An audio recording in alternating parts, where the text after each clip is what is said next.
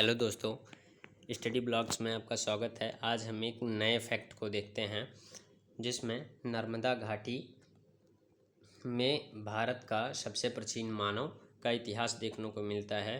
तो चलिए आज हम नर्मदा घाटी की उस दुनिया में जहाँ चलते हैं जहाँ भारत के सबसे प्राचीन मानव के प्रमाण हमको देखने के लिए मिलते हैं। इनका ये जो इतिहास है वो लगभग 5 लाख पुराना है। तो इसको हम लोग देखेंगे जिसमें आज के समय में इनका इतिहास बदल चुका है। तो नर्मदा मानव की जो खोज हुई वो नर्मदा घाटी में मिले मानव अवशेष कंकाल को देखेंगे, वहाँ पे इनके मिले प्राचीन पत्थर के औजारों को देखेंगे और फिर नर्मदा घाटी का जो भूगोल रहा है उस भूगोल को देखेंगे और समझेंगे किस प्रकार से क्या था, पूरा पाषाण काल का जीवन कैसा रहा है, इनका उपयोग भोजन किस प्रकार से था, इनका स्थान देखेंगे, ये किस स्थान पे रहे हैं। जैसे इसमें हम लोग देख सकते हैं कि ये जो नर्मदा मानव हमको देखने के लिए मिले, इनका क्या था, सर्वप्रथम जो इसकी खोज की गई थी तो यहाँ पे हमको देखने के लिए मिला था। इनके खोजकर्ता जो थे वो 1982 में अरुण सोनकिया जी रहे हैं। ये जैसे आप देख सकते हैं इन्होंने अपने हाथ में पकड़ा हुआ है एक नर्मदा मानव का कंकाल, सिर का कंकाल जो है, जो कि इसके सिर का सिर्फ थोड़ा सा ही भाग हमको मिला था उस अवशेष में, बाकी अवशेष नहीं हमको देखने के लिए मिले हैं, सिर्फ ऊपरी हिस्से का भाग देखने के लिए मिला। बाकी यहाँ पे उनका कोई पूरा कंकाल हमको देखने के लिए नहीं मिला। इस पूरी सभ्यता के अंदर नर्मदा मानव के पूर्ण कंकाल को देखने के लिए हमको नहीं मिला है।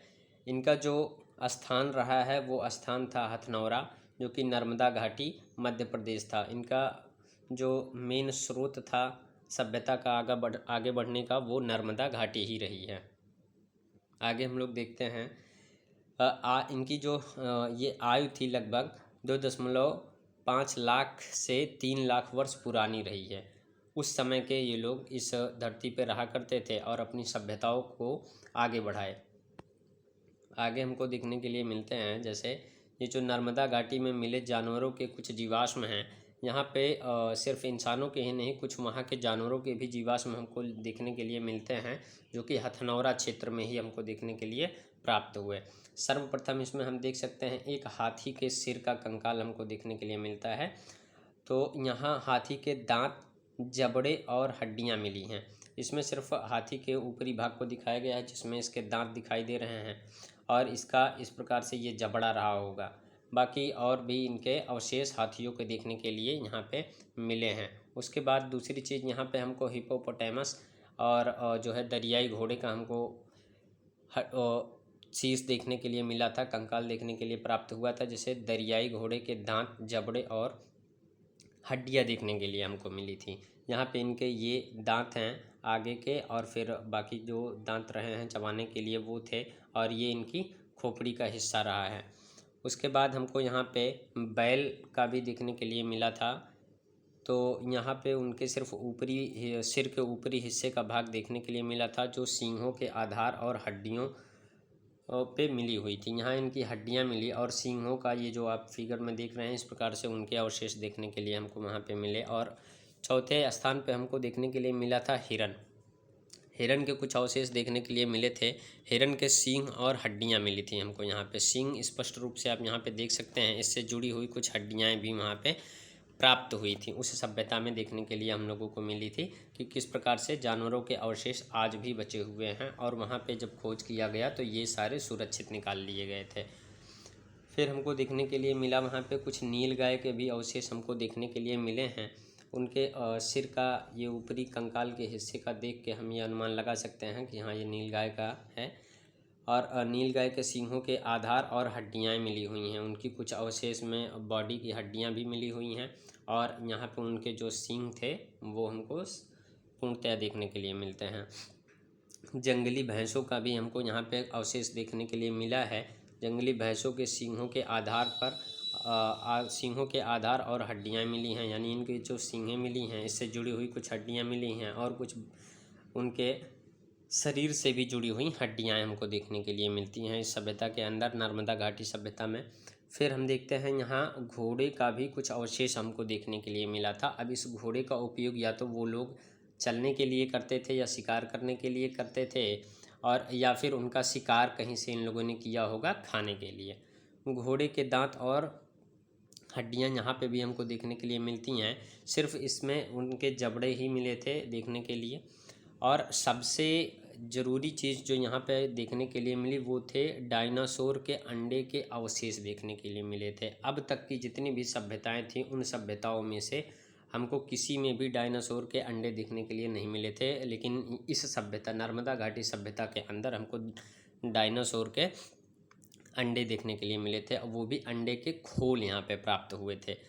जैसे इस फिगर में आप लोग देख सकते हैं, इस प्रकार से उनका खोल रहा होगा तो इमेजिन किया जा सकता है कि उस टाइम में किस तरह के वो लोग रहे होंगे।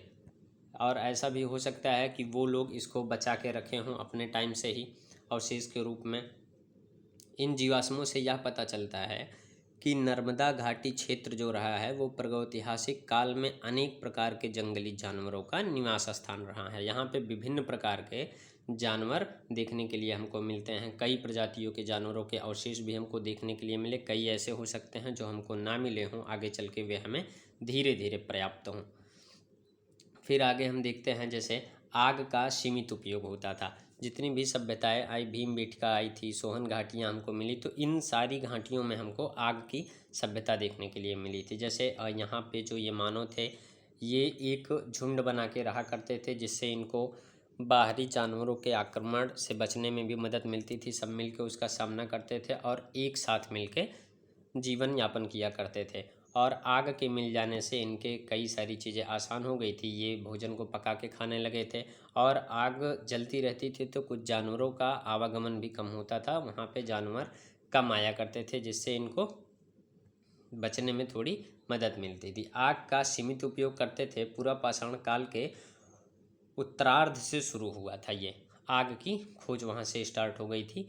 और हमको देखने के लिए यहाँ मिलता है आग प्राकृतिक रूप से लगने पर उसे बचा कर रखा जाता था और ताकि वो जल्दी ख़त्म ना होने पाए, क्योंकि जलाने में काफ़ी दिक्कतें हुआ करती थी। तो इन लोगों का प्रयास होता था कि आग जलती रहे। इसका जो उपयोग मुख्यतः ताप प्राप्त करके भोजन को पकाने और जंगली जानवरों से सुरक्षा के लिए किया जाता था, ताकि जंगली जानवरों से भी इनको कुछ आराम मिल सके। क्योंकि रात्रि के समय में जंगली जानवर अक्सर शिकार के लिए निकलते थे और ये लोग अपने झुंड में ही रहा करते थे, लेकिन रात्रि में उनका प्रतिकार नहीं कर सकते थे ये लोग। फिर आगे हमको देखने के लिए मिलता है कि आग का ज्ञान और उपयोग अभी बहुत सीमित और अनियमित था। यानी यहाँ पे बहुत सीमित था, अनियमित प्रकार से उनका उपयोग किया करते थे। फिर हमको देखने के लिए यहाँ पे मिलता है कि इस सभ्यता के बारे में जो नर्मदा घाटी का मानचित्र रहा है, आज के समय में जो नर्मदा घाटी है, तो ये नर्मदा घाटी का उद्गम अमरकंटक मध्य प्रदेश से स्टार्ट हुआ था। इसकी जो कुल लंबाई रही है वो लगभग 1312 किलोमीटर रही है।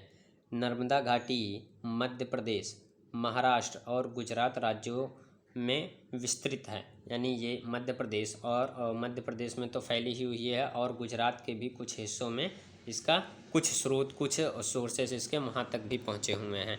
इसमें कुछ संकेत हैं जिससे हम देख के पहचान सकते हैं, जो कि ये नीली पट्टी हमको दिखाती है नर्मदा घाटी, और ये डॉट डॉट में जो है इससे हम ये समझ सकते हैं कि राज्य की सीमाओं को ये दिखाता है, किस राज्य की सीमा में इसने कितना प्रवेश किया हुआ है। ये जिला की सीमाओं को प्रमुख तरीके से दिखाता है और ये जो गोला है ये हमको प्रमुख स्थान दिखाता है कि उस समय पे सबसे प्रमुख स्थान कौन कौन रहे हैं। और ये ट्रायंगल शेप में जो बना हुआ है उससे हमको बांध और जलाशय के बारे में पता चलता है।